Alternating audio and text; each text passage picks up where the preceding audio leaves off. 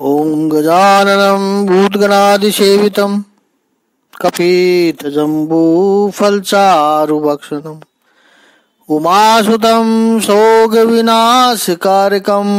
नमामि विघ्नेश्वरपादपङ्कजम्। कृष्णाय वासुदेवाय हरिये परमात्मने प्रणतक्लेशनाशाय गोविन्दाय नमो नमः। ओम श्री महापुरुष देवाय नमः। ओम श्री गुरुदेवाय नमः। ओम आनंद स्वरूप भगवान की जय। ओम शांति स्वरूप भगवान की जय। हमारा चिंतन गीता अध्याय 6 श्लोक 28 में चल रहा है। थोड़ा सा और चिंतन करके 29वां श्लोक लेंगे आज। प्रभु कहते हैं, जब किसी व्यक्ति से या वस्तु से आप प्रेम करोगे या तो उससे सुख पाओगे, तो ये विकार आते ही हैं। और कौन से विकार की बात कर रहे हैं प्रभु यहाँ पर? मलकियत की भावना, सेंस ऑफ पोजीशन, जेलेसी, ईर्ष्या, ये सब विकार आएंगे ही। लेकिन सुख की भावना जब विराट हो जाए तब ये विकार नहीं आएंगे। सूर्योदय का सुख प्रकृति का है, उसके ऊपर कोई अपनी पेटेंट नहीं रख सकता है, सेंस ऑफ पोजेशन नहीं रख सकता है, मलकियत का भाव नहीं रख सकता है। वो जो सुख है उसको पाने के लिए व्यक्ति स्वयं तो सुखी होता ही है, दूसरों से भी कहेगा चलो चलो देखो सूर्योदय कितना सुंदर है, बगीचे में पुष्प खिला देखो कितना सुंदर है, पक्षियों का चहकना, मयूर का नृत्य, ये जो प्रकृति की बातें हैं, क्योंकि व्यक्ति को पता है कि वो चाहे कितना भी कोशिश कर ले, प्रयत्न कर ले, उसका मालिक नहीं बन सकता। तो वहां पर वो सुख बांटने का प्रयास करता है। ऐसे ही जिस सुख को बांटा जा सकता है उनमें सर्वश्रेष्ठ है प्रभु का आनंद का सुख, ब्रह्म प्राप्ति का आनंद, परमात्मा की प्राप्ति का आनंद। क्योंकि उसके ऊपर सेंस ऑफ पोजीशन नहीं हो सकता है। इसलिए जिसने ब्रह्म को पाया, जिसने परमात्मा को पाया, वो बांटने चला। कल हमने भागवत स्कंद का 10वें स्कंद का ये जो भाव गोपियों को भक्ति का देखा था कि वो बेच तो रही है मक्खन, लेकिन क्या कह रही है? गोविंद ले लो। और मथुरा की स्त्रियां कहती है, अरे पगली तेरी मटकी में गोविंद कहाँ है? तेरी मटकी में तो मक्खन है। गोपी कहती है, उस मक्खन के कण कण में मेरा गोविंद समाया हुआ है, गोविंद का स्मरण किया है। सारी गोप कन्याएं निकली तो बेचने हैं मक्खन, लेकिन चित्त वृत्ति जिनकी भगवान श्री कृष्ण के चरणों में समर्पित है, ये गोपियां मोहवश होकर के पुकारती है, गोविंद ले लो। इसलिए जिसने प्रभु को पाया वो बांटने निकला। बड़े महंगे डायमंड को कोई नहीं बांटता, लेकिन जिसने हरि को पाया वो तो हरि को बांटने निकला, निरपेक्ष भाव से बांटने निकला।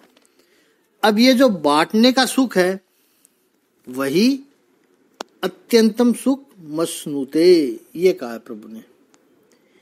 ये रहस्य को समझेंगे। सुख पाकर जो डर लग जाए वो सुख नहीं है। क्या है? वो तो क्षणिक है, अल्पजीवी है। लेकिन जो सुख स्वयं पाया उसको बांटने निकले, अन्यों को भी दिया, वो ही सुख अत्यंत सुख है जो ध्यान योगी को प्राप्त होता है। अब 29वां श्लोक लेते हैं। 29वें श्लोक का शाब्दिक अर्थ है कि वास्तविक योगी समस्त जीवों में मुझको तथा मुझ में समस्त जीवों को देखता है। निसंदेह स्वरूप सिद्ध व्यक्ति मुझ परमेश्वर को सर्वत्र देखता है।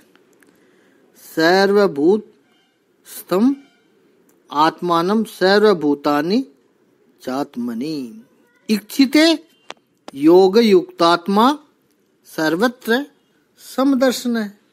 सब जगह सर्वत्र में समदर्शन, यह योगी का दूसरा वर्णन है। यह उसके अनुभव का वर्णन है। जीव मात्र में आत्मा को और जीव मात्र को आत्मा में, आत्मा को जीव मात्र में और जीव मात्र को अपने आप में वो देख सकता है। ऐसा योग युक्त आत्मा वो सभी स्थान पर समदर्शन करता है, समदृष्टि हो जाता है। समत्व योग उच्चते की व्याख्या प्रभु ने जो दूसरे अध्याय में की थी, उसी का विस्तार यहाँ पर अनुभव के रूप में हो रहा है। परमात्मा के साथ, सत्य सिद्धांतों के साथ, जीवन के मूल्यों के साथ जुड़ा हुआ योगी सभी को समदृष्टि से देखता है। अन्यों के दुख में दुखी होना और उनके सुख में सुखी होना, यह शास्त्र उस योगी को सहज प्राप्त है। याद रखना है, इस संसार में दूसरे के दुख में दुखी होना सरल है, लेकिन दूसरे के सुख में सुखी होना कठिन है। और उसमें भी वो सुखी होने वाला व्यक्ति हमारा पहचान वाला हो, परिचित हो, स्वजन हो, उसके सुख में सुखी होना तो बहुत मुश्किल है। कोई अपरिचित व्यक्ति सुखी हो जाए तो हमें बहुत तकलीफ नहीं होती है, लेकिन कोई अपना व्यक्ति सुखी हो जाए तो बड़ी समस्याएं होती है। अनजाना व्यक्ति अगर अपने घर में नया फर्नीचर बना रहा है तो तुम्हें चिंता नहीं होगी, लेकिन तुम्हारा पड़ोसी जब अच्छा फर्नीचर बनाने लगे तब जो तकलीफ होती है। अपना व्यक्ति ये कर रहा है तो समस्या हो रही है। पहचाना हुआ व्यक्ति है कर रहा है ना, ये प्रभु कह रहे हैं, उसके सुख में सुखी हो जाओ, यही कला है। अब यहां पर प्रभु जो कह रहे हैं, सर्वत्र समदर्शन है। भगवत गीता में इसी अध्याय में आगे कहेंगे 32वें श्लोक में कि आत्म ओपमेन सर्वत्रम सम, ये कहा प्रभु ने। दूसरे के सुख में दुख में सुखी दुखी होना ये एक बात है, लेकिन उसके सुख दुख को अपना खुद का सुख दुख समझना, ये सच्ची सहानुभूति है। सहानुभूति शब्द को भी देखिए, सह अनुभूति, बराबर की अनुभूति। जैसे कई बार विचार आता है कि बड़े बड़े महापुरुष लोग, भक्त लोग आरती में या अपने भजनों के पदों में कह देते हैं कि मैं मूर्ख खलकामी। तो तुलसीदास जी ने कहा था, तो तुलसीदास जी कब मूर्ख हुए, कब कामी हुए? लेकिन दूसरों की वेदना को देखा। जैसे नरसिंह भक्त कहते हैं कि हे प्रभु, मैंने कैसे पाप किए होंगे कि तेरा नाम लेते समय, तेरा सुमिरन करते समय मुझे नींद आ रही है। अब नरसिंह भक्त जब ये कह रहे हैं तो क्या हम सोच सकते हैं कि नरसिंह भक्त को भगवान का स्मरण करते समय नींद आ रही है? अशक्य है। नरसिंह भक्त को नहीं आती है। लेकिन नरसिंह भक्त जब भजन कीर्तन करते होंगे, सत्संग करते होंगे, तब सामने जो महापुरुष दिव्य चेतनाएं जो बैठी हुई है, उनमें से किसी एक को नरसिंह भक्त ने देखा होगा कि ये इतना अच्छा कीर्तन हो रहा है और ये सामने किसी को नींद आ गई। नरसिंह भक्त को तो सब पता है। तब उस व्यक्ति की पीड़ा, उसकी वेदना कि ये कितना गंवा रहा है सोकर, कितना खो रहा है, उस पीड़ा को नरसिंह भक्त ने अपने हृदय में अनुभव किया होगा। तब नरसिंह भक्त के अंतःकरण से ये पद प्रकट हुआ होगा। नहीं तो नरसिंह ने तो कोई पाप नहीं किया, वो कभी नहीं सोए सत्संग में। दूसरे को जब देखा होगा, ये सहानुभूति है, सर्वत्र समदर्शनम। दूसरी एक बात याद रखनी है कि ये भावावस्था की जो उच्चतम स्थिति है, वहां पर ऋषि, साधक, योगी, भक्त दूसरों के अनुभव को अपना समझता है। बचपन में एक युवक को 10-12 साल का था, वो गलत आदत पड़ गई। मवाली बच्चों के साथ रहकर घर में से पैसे चुराना, ये आदत पड़ गई उसकी। उसकी माता को ये बात का पता चल गया और बालक तो बालक है। माँ ने देखा कि पैसे कैसे कम होते जा रहे हैं। सामान्य परिवार था, पता चल गया। और वो समय था जब माताएं अपने बालकों को शिक्षा दे सकती थी, सजा दे सकती थी। अब तो माताएं डरती है। तो गांव में, मोहल्ले के बीच में माँ अपने बालक को मार रही है, डंडे से, लकड़ी से मार रही थी। बालक रो रहा था, माँ अब नहीं करूंगा, माँ भूल हो गई मुझसे, लेकिन वो मारे जा रही है। लेकिन मारते समय उस माँ की आंखों में भी आंसू थे। अब देखना, सजा करना, अपशब्द बोलना, मारना, ये सब ठीक है। बालक ने गलत काम किया, वो ठीक है। और माँ को पता चला तो माँ अपने बालक को सजा दे रही है ताकि कभी दोबारा ऐसा गलत काम, ऐसे विचार उसके मन में आए ही नहीं। माँ की सजा की वजह से या वो पकड़ा गया, उस भाव से भी बालक को अपराध बोध हुआ है, गिल्ट कॉम्प्लेक्स आया उसके मन में, और वो कहता है कि मैं ये सब छोड़ दूंगा, फिर कभी नहीं करूंगा। वो रो रहा है, आंसू आ रहे हैं उसके, उसको पीड़ा हो रही है, वो समझ आ रहा है। लेकिन ये मारने वाली माँ क्यों रो रही है? बालक को सजा करती हुई माता की आंखों के आंसू, माता की आंखों का आंसू जिनको पता चल जाए, उनको पता चलेगा कि ये ध्यान योगी का सर्वत्र समदर्शन भाव क्या होता है। बालक गलत मार्ग पर है तो उसकी गलत आदत छुड़ानी है, लेकिन उसको मारते समय माँ को मजा नहीं आ रहा है। वो वेदना उसकी अपनी है। मेरा बेटा बन के तू ये कर रहा है, ऐसा तूने क्यों किया? और मैं तुझे मार रही हूं, तुझे वेदना हो रही है, वो वेदना भी मेरी है। पुलिस अगर किसी अपराधी को डंडे मारती है तो उसकी आंखों में आंसू नहीं देखोगे कभी। पुलिस तो यही कहेगा, लगाओ 2 डंडे ज्यादा। लेकिन जब माँ अपने बालक को मार रही है तो माँ की आंखों में आंसू है। सर्वत्र समदर्शन है।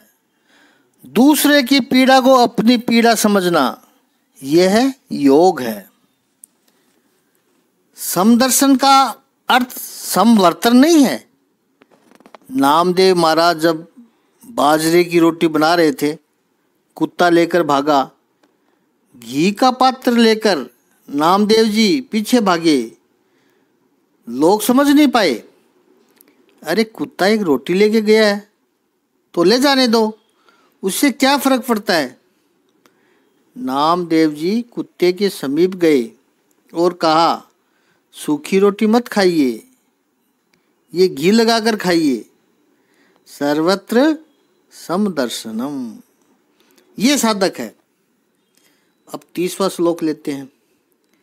तो 30वें श्लोक का शाब्दिक अर्थ है, जो मुझे सर्वत्र देखता है, सब कुछ मुझ में देखता है, उसके लिए न तो मैं कभी अदृश्य होता हूं और न वह मेरे लिए अदृश्य होता है।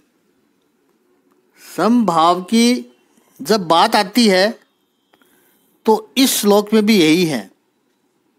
यो मां पश्यति सर्वत्र, जो सर्वत्र में मुझे दर्शन करता है, और सर्वम च मयि पश्यति, और सभी को मुझ में देखता है। तस्याम न प्रणश्यामि। प्रणश्यामि के कई अर्थ है। एक सीधा सा अर्थ, उसका मैं नाश नहीं होने देता हूँ, पतित नहीं होने देता हूँ उसको मैं। श्रीमद् आदि शंकराचार्य जी ने अपने भाष्य में अर्थ किया कि उसके लिए मैं अदृश्य नहीं हूँ और मेरे लिए वो अदृश्य नहीं है। सहच मेन प्रणश्यति। सभी में उस परम चेतना को देखना। जैसे गाय को पशु की तरह नहीं देखता है, ये मेरा अंश है, मेरा प्रभु इसमें बसा हुआ है।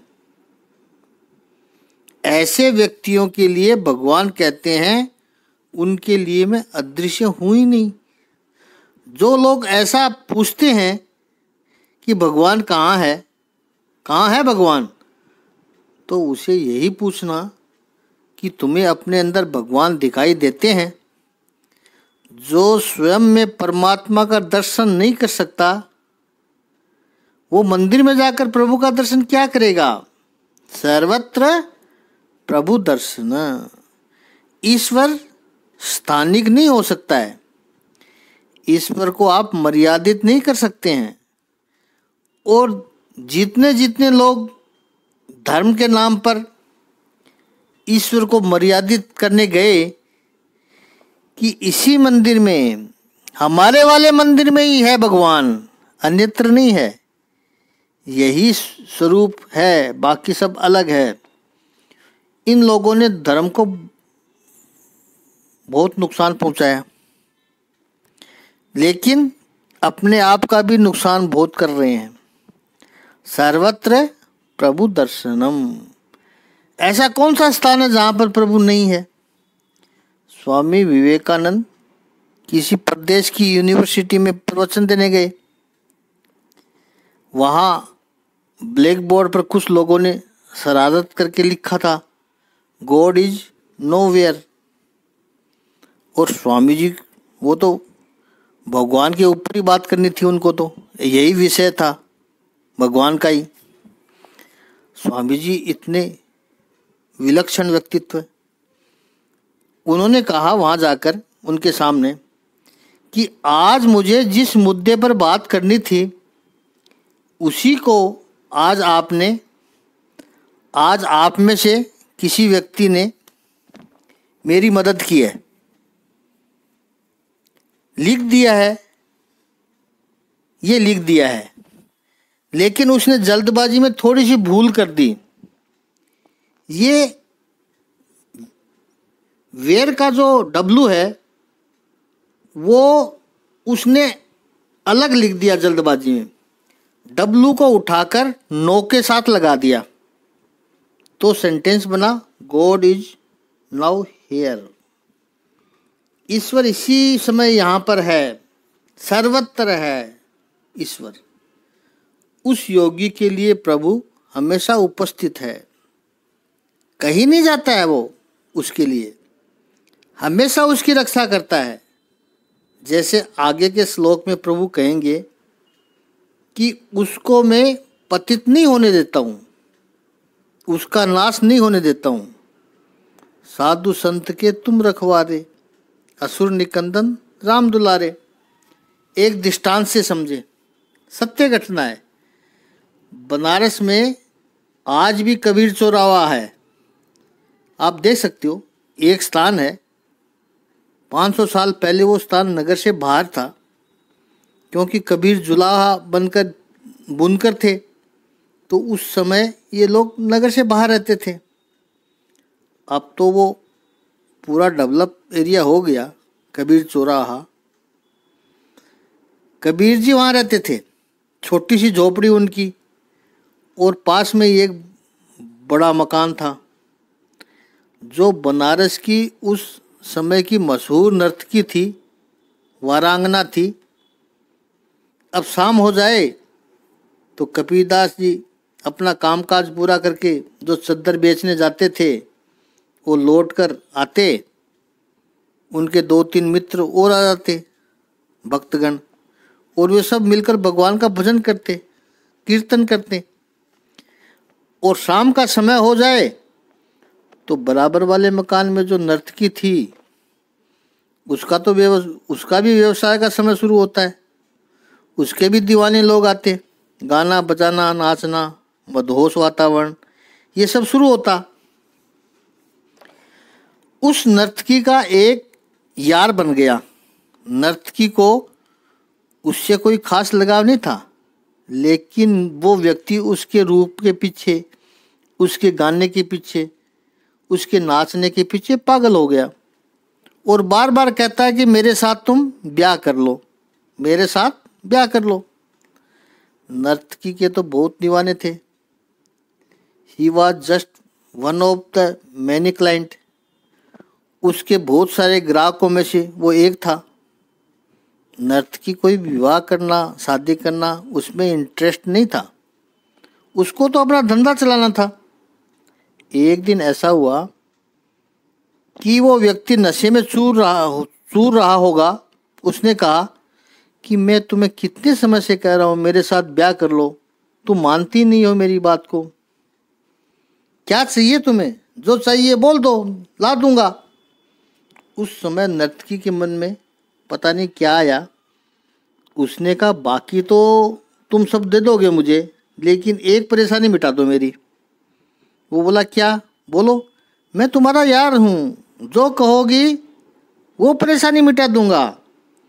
नर्तकी ने कहा शाम के समय आप सब लोग ये जो मौज मस्ती करने आते हो यहाँ पर, लेकिन बाजू में जो कबीर की झोपड़ी है वो सब भजन कीर्तन करने लगते हैं। हम यहाँ पर मदहोश वातावरण निर्माण करते हैं, उसमें वो भजन करता है। बड़ा डिस्टर्ब होता है मुझे।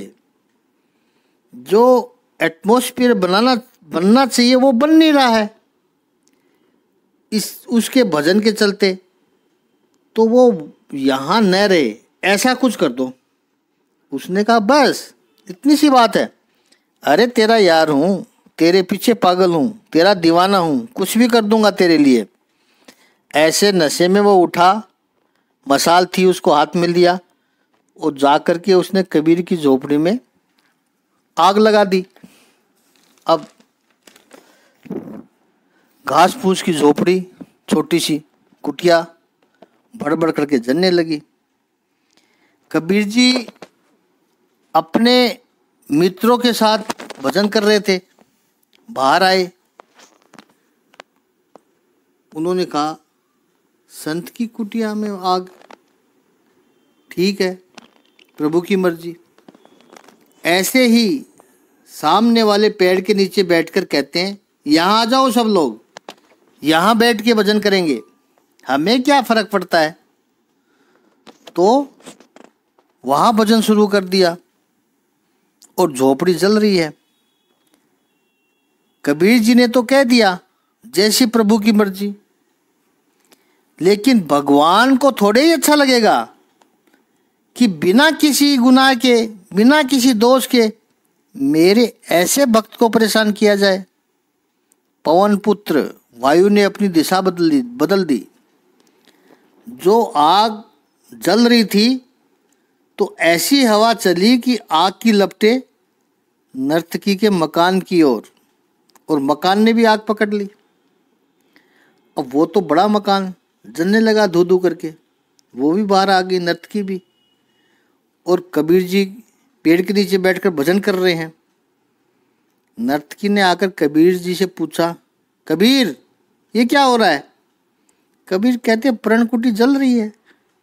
वो तो मैं देख रही हूं, लेकिन मेरा मकान भी जल रहा है। कबीर ने कहा, जैसी प्रभु की मर्जी। नहीं नहीं, ऐसा कैसे चलेगा? कबीर जी ने कहा, देखो ये तो यारों की लड़ाई है। तुम्हारे यार ने मेरी झोपड़ी जलाई तो मेरे यार ने तेरा मकान जला दिया। वो नर्तकी कहती है, कबीर तुम्हारा यार जब्बर निकला, बहुत भारी पड़ गया। कबीर कहते, मेरे यार को तुम्हारा यार बना लो, वो जबरा तुम्हारे लिए भी पड़ जाएगा। जैसे पिछले श्लोक में चिंतन किया था, सेंस ऑफ पोजेशन नहीं होता है।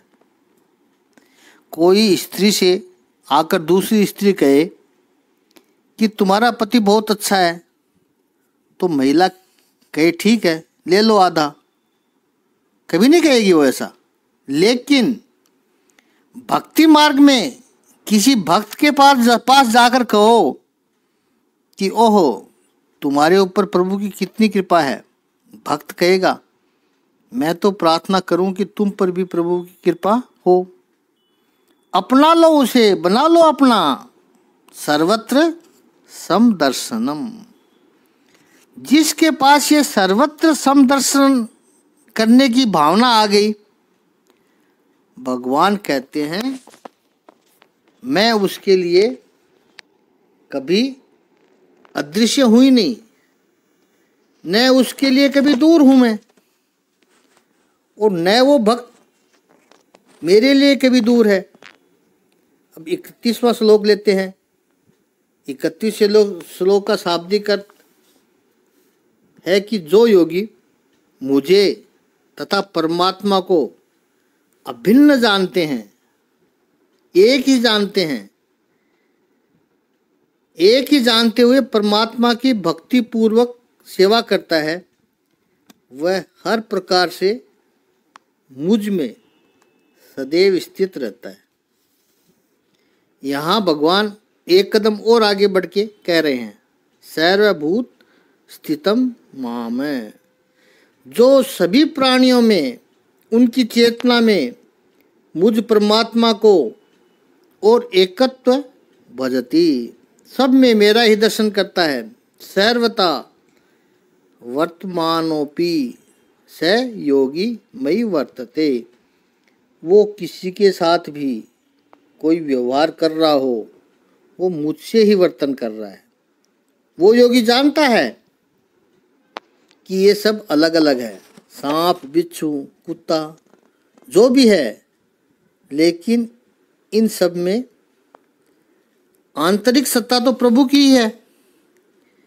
इस दृष्टि से वो भिन्न भिन्न व्यवहार करने वाला साधक है। वो बाहर अलग अलग व्यवहार करता दिखाई देगा, लेकिन वो अंदर से तो मेरे से ही जुड़ा हुआ है। क्योंकि वो योगी जानता है कि असंख्य जीवों के हृदयों में उस परमात्मा के तत्व में कोई अंतर नहीं है। भगवान एक है, फिर भी वे सर्वव्यापी है। एक रूप होते हुए भी वो अपनी अचिंत्य शक्ति से सर्वत्र उपस्थित रहते हैं।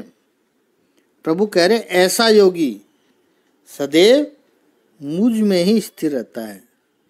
बहुत छोटे छोटे श्लोक है, क्योंकि हमने नींव पहला श्लोक का खूब अध्ययन कर लिया, तो उससे क्या है कि फिर आगे की वहाँ नींव बन गई।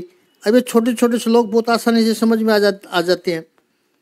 अब 32वां श्लोक लेंगे कल 32वां श्लोक लेंगे। ओम श्री सच्चिदानंद भगवान की जय। ओम श्री आनंद कंद भगवान की जय।